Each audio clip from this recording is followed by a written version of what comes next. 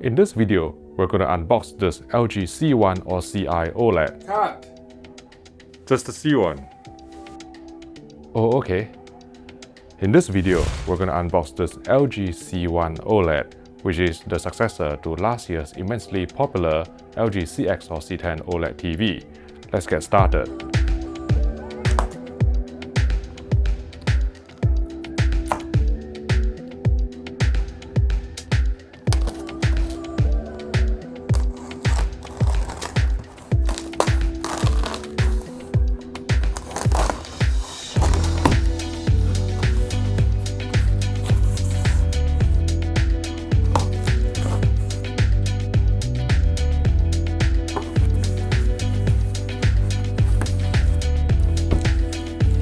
So here we have the stand, which is described as Luna Grey.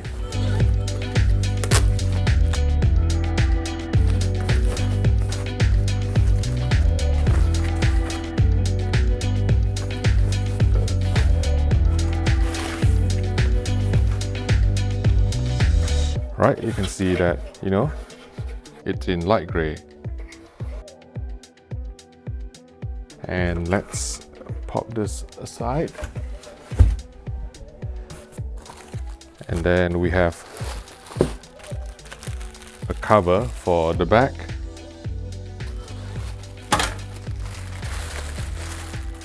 and then in here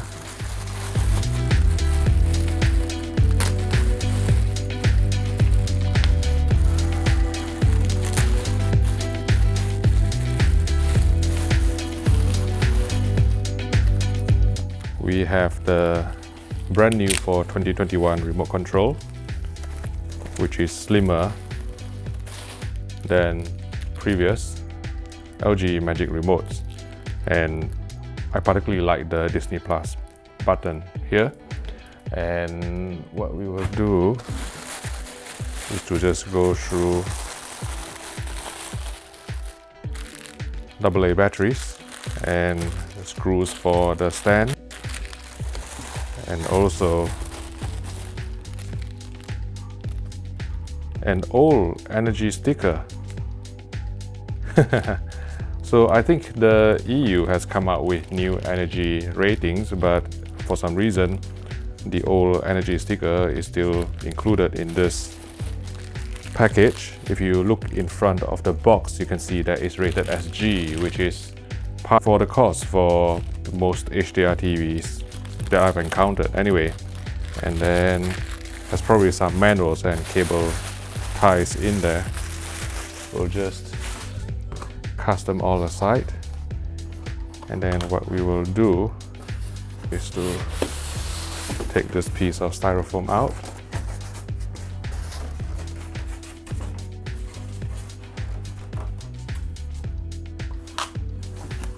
and then here we can see the front plate for the stand.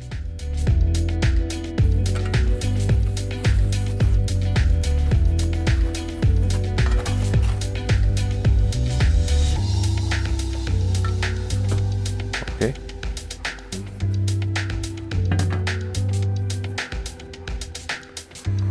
Right. Let's take this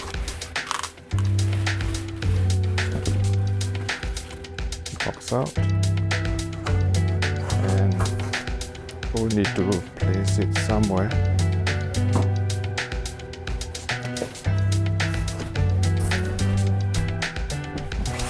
For now.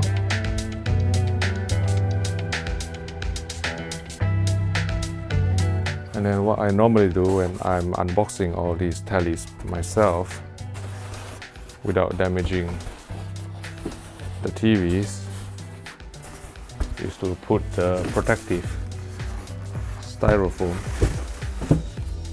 back, and then what we will do is to try to find the other bit.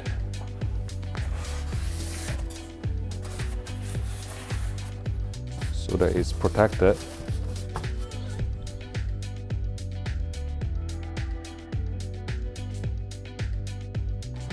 In case you're wondering what these are the protective foams from the box of my Dyne Audio BM6A active monitors. Pretty firm. And then what we'll do is to assemble the stand first, because there's no point in laying her down if your bit is not ready.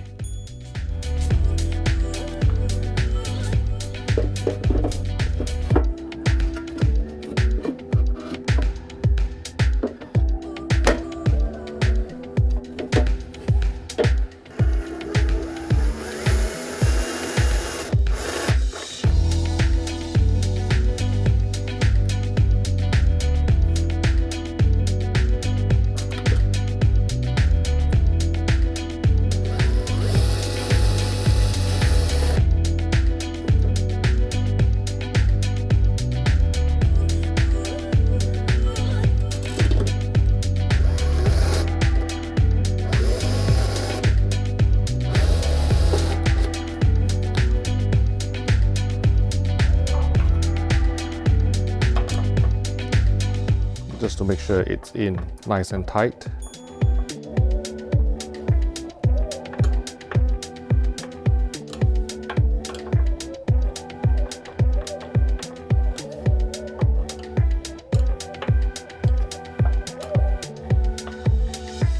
Okay, now that the stand is assembled, let's reposition the camera and we'll lay the panel flat.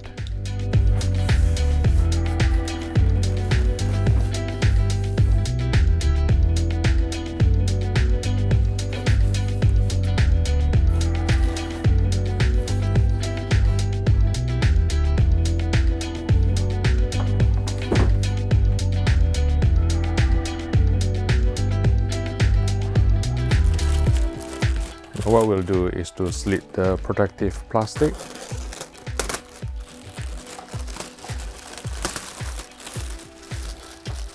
So that we can create an opening.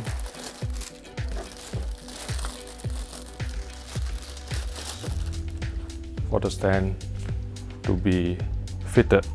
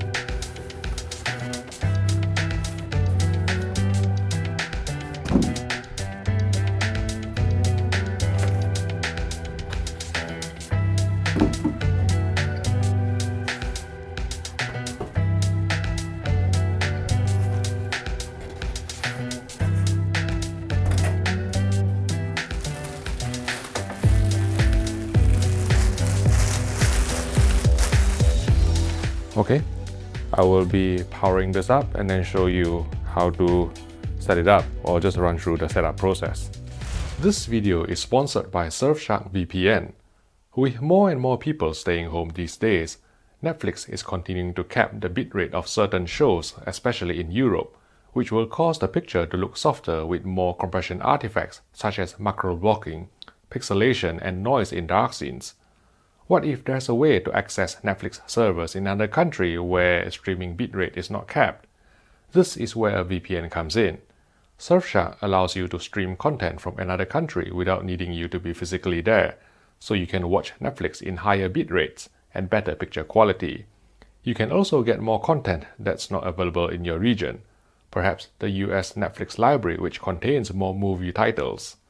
For less than the price of a Big Mac per month, you can use Surfshark on as many devices as you want in your household, all at the same time.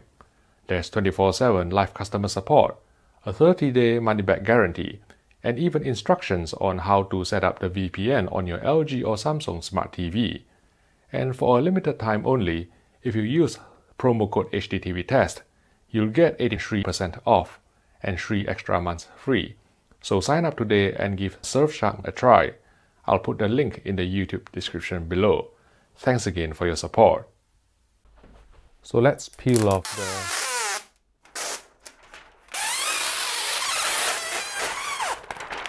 protective film in front of the screen, and I believe there's one at the back as well, but I'll leave that for now. And what we'll do is to power on the TV for the first time.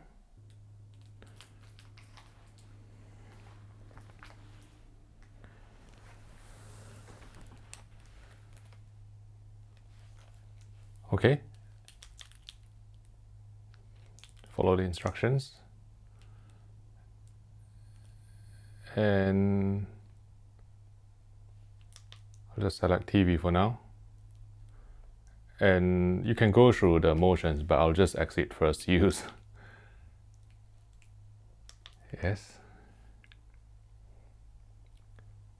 So I think the first thing that you need to do is to disable energy saving, because it is switched on by default. And what that means is that the TV will be automatically adjusting its picture settings according to the ambient light that is detected in the room. And it is always detrimental to the picture quality if you are a stickler for accuracy like myself. So what we'll do is to go into energy saving and switch it off. Press OK. At least the warning message only pops up once, unlike last year's or the years before Sony TVs, which have the power consumption message popping up every time you have to change a setting. And then let me just check the software update here. So it is 3.0.60. And then what we'll do is to go into the picture menu, and I'll run through what you need to do to get the most accurate picture. And I think with the default picture model Eco, it is always going to be looking a bit too blue in terms of the color temperature, causing skin tones to look very pasty. So in my opinion, the most accurate picture preset is always going to be one of these. Filmmaker mode will be targeting 100 nits for SDR viewing, and then bright space for bright room viewing, and then dark space for nighttime viewing. And let's select filmmaker mode for now, and I'm not entirely sure whether the camera will be capturing it correctly, but let's go into there. And with aspect ratio, what you will be needing to do is to enable just scan if you want to disable overscan. And then under advanced settings, I'll just explain this very briefly because I've done this with the G1 before. So OLED pixel brightness will adjust the light output from the TV. It is equivalent to the OLED light setting on previous LG OLEDs. Contrast will set the digital white level. Screen brightness will set the digital black level, and this is equivalent to the brightness setting on previous LG OLEDs. Auto dynamic contrast will create an S-shaped gamma to make the image pop a bit more by crushing the shadow detail and also compressing the highlights, but it will be inaccurate, so I would be inclined to leave this off all the time. Peak brightness will decide the level of white subpixel boosting that the TV will be performing, and for SDR it should be off, for HDR it should be high. And gamma will dictate how the incoming video signal is being translated to the output on screen in terms of the midtones mainly. And 2.4 and BT1886 are equal on an OLED TV, because on an OLED TV with 0 candela per square meter blacks, BT1886 will be the same as a 2.4 gamma anyway. So if you are watching in a dark room, I would recommend using 2.4 BT1886. Whereas in a brighter room, you may go down to 2.2 or even 1.9 if you are in a really bright room, but it will be very washed out in my opinion. And then black level will allow you to set whether the TV will be video level, which is 16 to 235 in an 8-bit domain, or PC level, which is 0 to 255 in an 8-bit SDR domain. Motion eye care will, as you can see from the prompt on the screen, automatically adjust the screen brightness according to what's happening on screen. But as with most things that are automatic, I really dislike it, so I'll turn it off. And then if we go into the color submenu, color depth is equivalent to the color control on previous LG OLED. This will increase or decrease the saturation and luminance of all the colors. Tint will adjust the hues of all the colors. Color gamut, there are only two choices here, auto detect and native, that you can select. And auto detect is always the more accurate choice, because what it will do is to automatically detect the info frame of the incoming video signal, so that if it is SDR Rec 709, then the TV will be mapping its color gamut to SDR Rec 709. If it is UHD Rec 2020, then it will switch its color space automatically. So this is the most accurate setting. And I think in previous years, this auto detect is known as auto. Fine tune, if we go into it, color upgrade, if you switch it to user, what you can do is to access LG's onboard color management system, but I don't really find any need to use that anymore now that we have Kalman AutoCal with 3D LUT capabilities, which is immensely more powerful and more accurate than what you can achieve through the user menu alone. And in case you are tempted to use one of these low, medium or high setting, don't, because even though it is named as color upgrade, what these settings will be doing is to boost the color saturation and luminance unnecessarily, causing the whole picture to look a bit more vibrant but ultimately inaccurate. And if we go into the white balance controls, new for 2021, the color temperature option is now a slider, which I think appeal to some of you, because you have more granularity in terms of setting the color temperature on your TV compared to previous years, where you only had the choice of, say, warm 1, warm 2, warm 3, cool, neutral, standard, whatever. And then if you are calibrating manually, then you get access to the 2-point white balance controls, the 10-point white balance controls, and the 22-point white balance controls.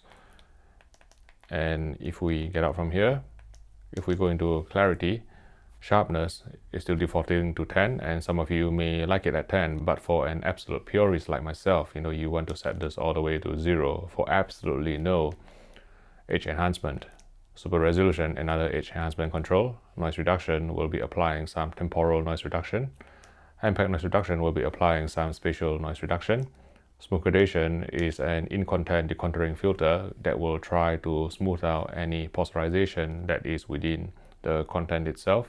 And I think from my review of the LG G1, this is generally a bit more effective than what's found on 2020 OLEDs. Cinema screen is grayed out now because I'm currently not even feeding an input signal to the TV because I'm in a hurry. And what this will do is to apply 5.5 pull down for 24 frames per second content, and also it will be applying film mode deinterlacing for film-based interlaced content as well. And generally leaving this on is always a good idea. True Motion will allow you to adjust LG's motion compensated frame interpolation system and also the black frame insertion. And new for 2021, there is this cinematic movement setting, and in fact they have renamed almost everything just for the sake of renaming. I think sometimes not for the better, but I digress. And if we go into user selection, you can set the dejudder and deblur controls separately. Dejudder will affect mainly low frame rate content, 24p, 25p, 30p. Deblur will affect mainly high frame rate content, 50p, 60p. And then you can switch on black frame insertion through the OLED Motion Pro setting, and you get various intensities of low, medium, and high, and also another auto setting that will adjust the intensity based on the content on screen. And I think from my testing of the G1, LG has implemented a compensatory LUT to reduce the shadow detail loss seen on 2020 OLEDs when black frame insertion is engaged. But we'll switch this off for now. And then apply to all inputs is another new feature on LG's 2021 OLEDs that truly apply to all inputs. So it will apply the settings across all inputs. And when I say the settings, I mean all the settings. Whereas on previous LG OLEDs, you get this apply to all inputs, scattered on different pages, and it will only apply the settings on that page itself. And then reset, filmmaker auto start, reduce blue light. And then if we go into general, game optimizer again is grayed out currently, but I had done another video talking about game optimizer, so you should refer to that if you need any more clarification about the settings in this menu, because currently again it's grayed out because I'm not feeding any input signal to this source. And support OLED screensaver will allow you to access the key anti-screen burn measures on this LG C1 OLED. Pixel cleaning will start a manual compensation cycle. Screen move will gradually move the screen by a few pixels over time to reduce the risk of image retention, and adjust logo brightness will detect the logo and dim it down to again reduce the risk of permanent burn-in. And if you're thinking whether the key secret menus on LG's 2020 OLEDs have been preserved on the 2021 OLEDs, the answer is yes. But again, because I haven't hooked this TV up to an HDMI source, I can't show you that, but I may actually do that in another video. So the 3 key secret menus are going to be the FreeSync information bar, the HDMI diagnostic menu, and also the HDMI override submenu. They are all still present and intact on this TV. Now I'm going to be spending the next few weeks testing and calibrating this TV. So if you have any questions about this TV or anything in particular that you want me to test, just leave a comment in the YouTube section below.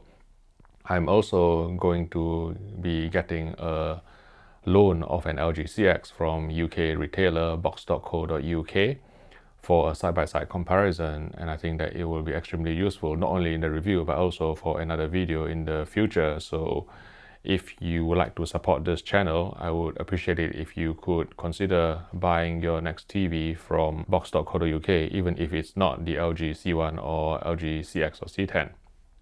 If you'd like to watch more videos on 2021 OLED TVs, I've created a playlist here if you'd like to click on it, and I will see you in the next video.